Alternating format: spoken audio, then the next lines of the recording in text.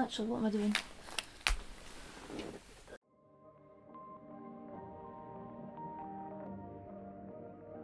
Hello, this is Onikage and welcome to Aut-Ish. Today we'll be looking at other disabilities and difficulties in an autistic point of view. However, I will be mainly focusing on myself because I can't speak for every mental health difficulty or disability out there.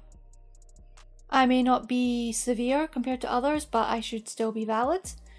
I should still be valid for getting the appropriate support, and also other people could relate in a similar perspective as me. I want to tell my story so that other people can relate. We're all valid, we're all people, we should all help each other out. First of all, when I was a child I was diagnosed, not really diagnosed, vague diagnosis. Special needs or learning difficulties. What are special needs or learning difficulties? Who knows? It could be anything. Usually when people specifically say learning difficulties, they either mean dyslexia or dyspraxia.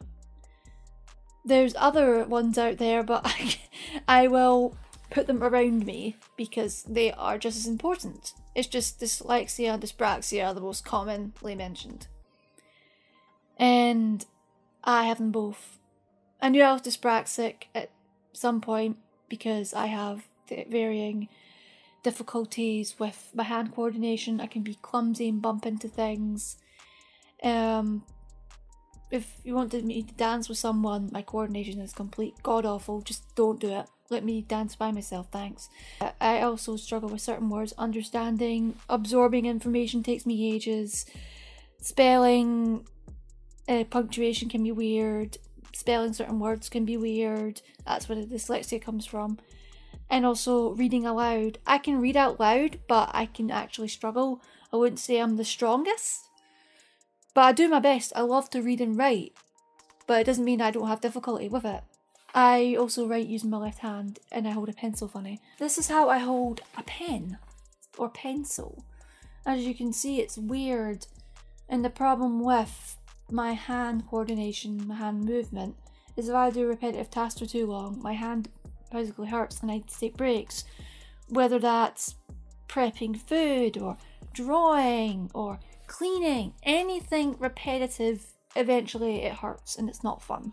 One of the main things for physical disabilities or physical inconveniences is I've also been diagnosed with ehlers-danlos syndrome, type 3. Ehlers-danlos syndrome has been on the rise of awareness and support, which is fantastic to hear because there's various types and people have different symptoms. For me, I do have hypermobility. My joints do extend in a weird way, but they're not like hyper extendable as in like they can dislocate or I can do the splits. My skin is a bit weird and I do have weird skin. And you can see my veins for like a mile away. I don't know if that's ehlers-danlos syndrome or what, but I just thought I'd mention that because I've grossed people out with my arm. I don't know if you can see it from here. I'm gonna have to do a close-up and B-roll, but you can see them. And when I was a kid, I always wondered why people's legs were all clear and one colour and you see like green underneath mine. It's like, ugh. But I do bruise easily. I get random bruises. God knows where they come from. Sometimes it's due to my clumsiness. Fair game. Other times, I have no clue. My right hip has been clicky from birth. There is nothing wrong with it. It just clicks and it turns in when I walk. I do have clicky joints, i.e. the clicky hip. I have clicky joints in general. This wrist is one of the clickiest, probably because I use it all the time, but I thought I'd use it as an example.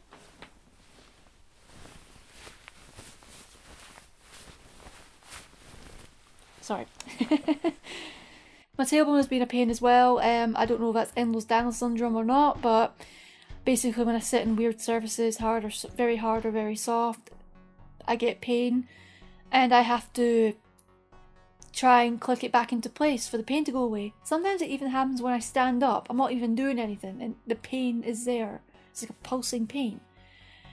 And I'm also inconvenient in buses. I have to have plenty of feet room because if I sit with my hips turned in for too long and I stand up, it causes me pain and I struggle to walk for like 2 seconds.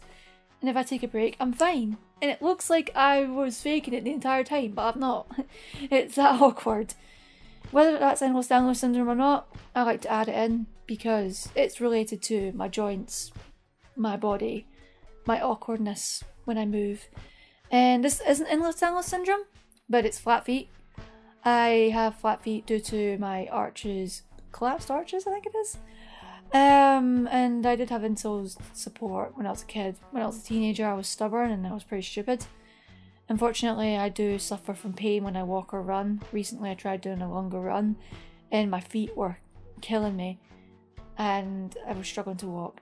Certain feet wear can also like cause this pain. Don't let me wear Converse. They're so flat. Walking is going to be hell for me. So I have either choose walking shoes or walking boots with a back support and also with plenty of plenty of cushiony support, which I need, or walking trainers. They are a godsend and they help my feet so much. So if any of you have flat feet and struggle with shoes, I'd give them a go.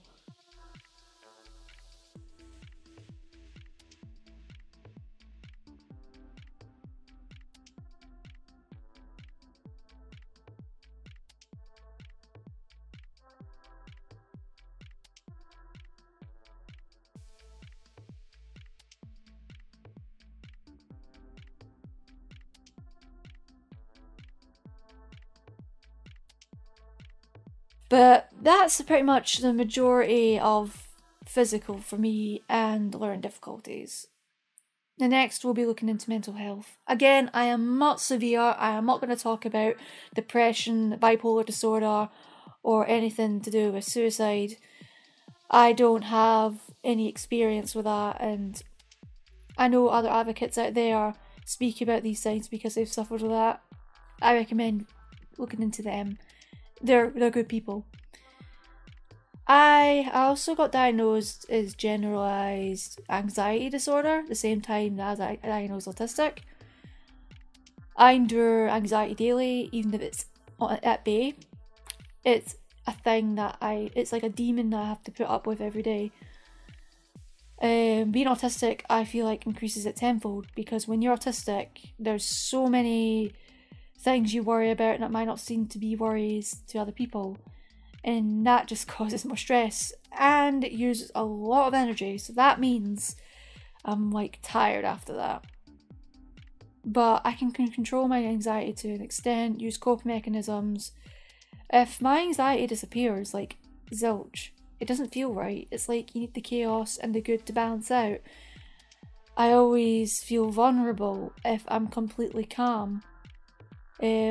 Like no anxiety calm, and I get vulnerable, I get more clumsy, or I'm basically on a road to destruction. I eventually break down or do something that causes me to break down.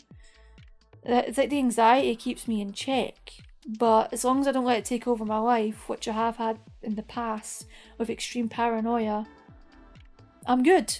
That's where the coping mechanisms come in. Basically, I wanted to raise awareness with this, and I hope my examples are useful for some. Unfortunately, as I said before, I couldn't talk about bipolar disorder, endometriosis, more severe cases of EDS. I hope you find this useful, and feel free to subscribe for more content. And if you want to find all my content in one place, it's autish.card.co. And I hope you have a good day.